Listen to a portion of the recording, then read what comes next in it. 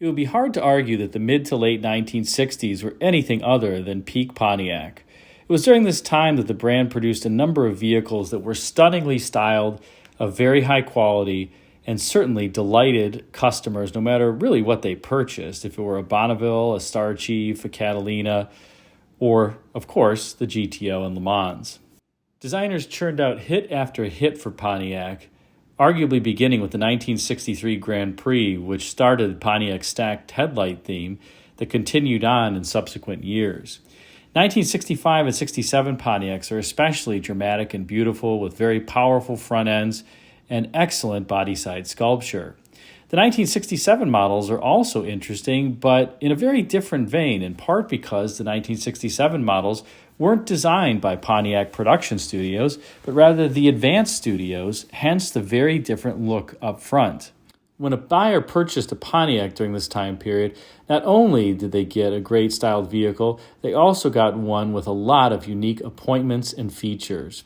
Some of these unique features included real wood on the dash, which was highly unique in Pontiac's price class for the time. That, of course, was included in the upper level Pontiacs like the Bonneville, and not the lower end ones like the Catalina. But also things like dual articulating butterfly wipers, which was unique to Pontiac in the US. The Canadian models, like the Parisienne, just had the standard wiper pattern. And of course, Pontiacs could be had with beautiful 8-lug wheels that incorporated the overall wheel design and braking into a wonderfully looking form that was also functional. And there were some interesting touches on the interiors as well, like the lucite steering wheels that glistened with the sunlight, and beautiful interior fabrics and door panels that looked at home in even more expensive vehicles. But one of the things that made Pontiac special during this time period was what was under hood. In fact, Pontiac was so proud of what was under hood that for 1965, the Pontiac brochure actually had a full listing of not only the engine options, in terms of what came standard as well as what was optional on each vehicle, but complete with this list of engines were pictures depicting the actual engines. It was an interesting approach that really wasn't used by any other automaker in any other brochure. Yes, some automakers did have pictures of one or two engines in their brochures, but none had the full complement of engines pictured across the lineup. It was almost like Pontiac was trying to brag that their lineup of powertrains was just so robust that buyers had to at least take a look at it when they were selecting a new vehicle. And that's probably true. Pontiac buyers during this period were becoming increasingly youthful and more in tune with performance. And so putting an entire page focused on engine options, I guess, made sense. Let's take a look now at the 1965 engine lineup for Pontiac, and you'll see a number of pedestrian offerings, like the standard six-cylinder in the Tempest. This is before the overhead cam six-cylinder would be introduced. And then a smaller V8, a 326 cubic incher, that was optional in the Tempest and Le Mans. Of course, the famous GTO that was introduced in 1964 came standard with the 389 cubic inch V8. This was the whole premise of the GTO, was to put the larger Pontiac V8 in the hood of an intermediate-sized car. And so it made perfect sense that that was the standard engine in the GTO, making 335 horsepower 4-barrel form and 360 horsepower with optional 3 2-barrel carburation. However, for the full-size Pontiacs, there was really a complete engine lineup, and one that was so complete, I don't think that any other division of General Motors or Ford or Chrysler could tout it as being so complete. Take a look at how many different engines you could get in your Pontiac in 1965. There were 5 different standard engines depending upon what model someone got. And then in terms of optional V8s, there really were an incremental 3 different options. Some of these engines that are optional of the 5 listed were also standard on other models, so I'm not going to count those. But you could get everything from a 256 horsepower economy low compression 389 2-barrel V8 with 8.6 to 1 compression up to a 376 horsepower 421 high output V8. The 389s were wonderful Pontiac V8s, amazingly smooth, and anybody who's driven them, even in standard 2-barrel form, can attest to them feeling extremely peppy and having great power, all the way from idle through redline. I personally have a 1966 Catalina with the standard premium fuel 2-barrel 389 V8 that makes 290 horsepower. You can see it here. And it's absolutely a wonderful engine. As compared to other 2-barrels from Ford and Chrysler, the Pontiac 389 with a 2-barrel just really doesn't feel like a Weezer at upper RPMs. And it's not quite clear to me how Pontiac did this. It actually almost feels like it's a 4-barrel on a 2-barrel. However, as you go up in the engine lineup, you get the standard 389s in the Bonnevilles and Grand Prix. There are 325 or 333 horsepower, depending upon whether or not the vehicle was equipped with an automatic or a manual. And the standard in the 2+2 Catalina, which was 338 horsepower and was a 421 cubic inch 4-barrel V8.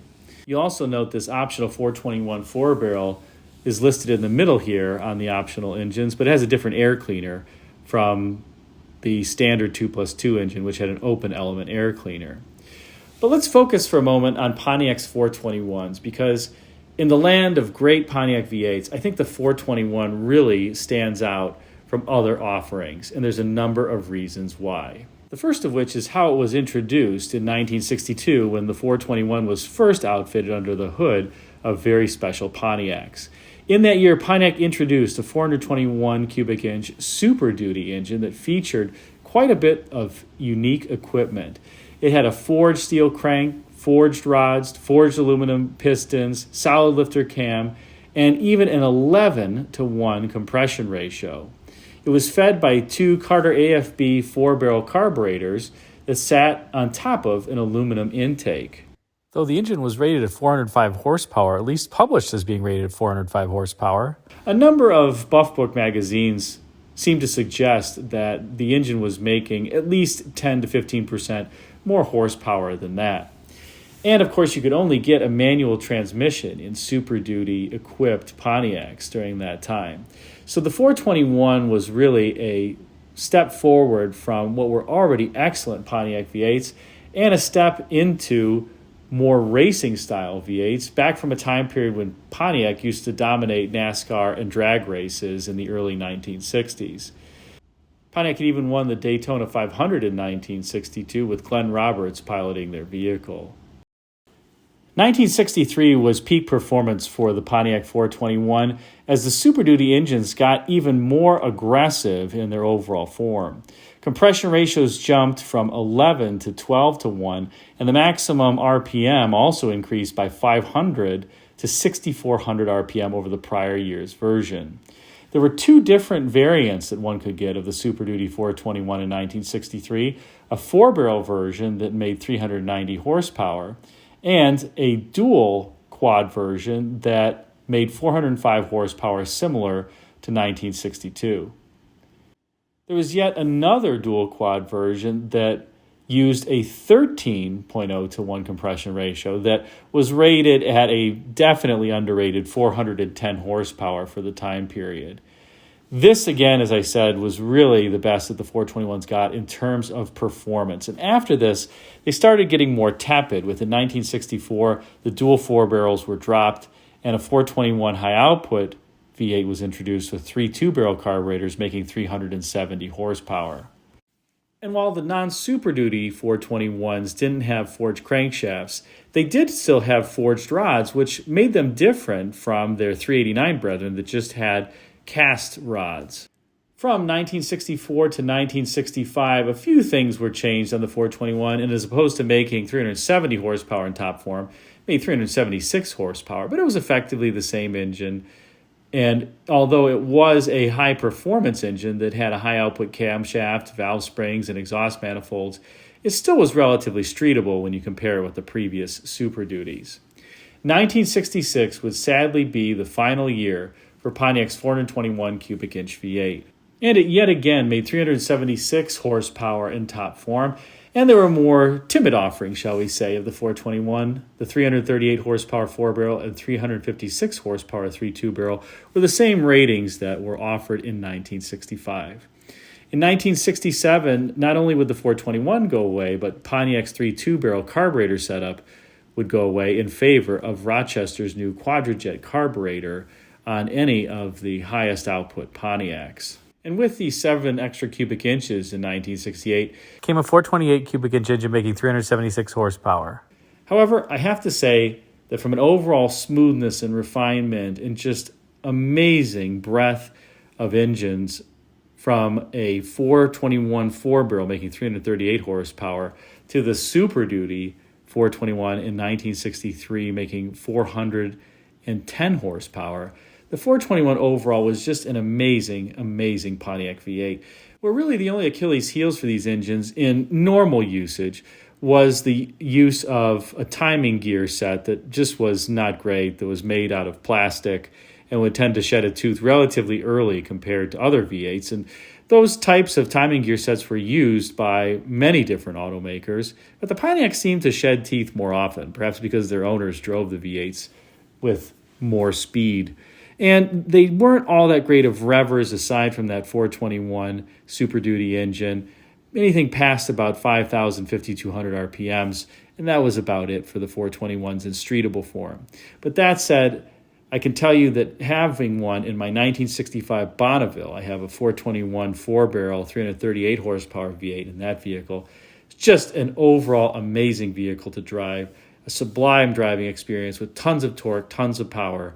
And I have to say that when I drive that vehicle with that particular engine, it really makes you feel like we've regressed so far in terms of automotive technology under hood. There is just nothing today that compared to the smoothness and refinement of that particular V8 and turbohydromatic 400 transmission. So despite the fact that it's just a 3-speed transmission and it's a old technology V8, it's super, super smooth. It would be perfect under the hood of a Lexus today, to be honest, if it could meet emission standards.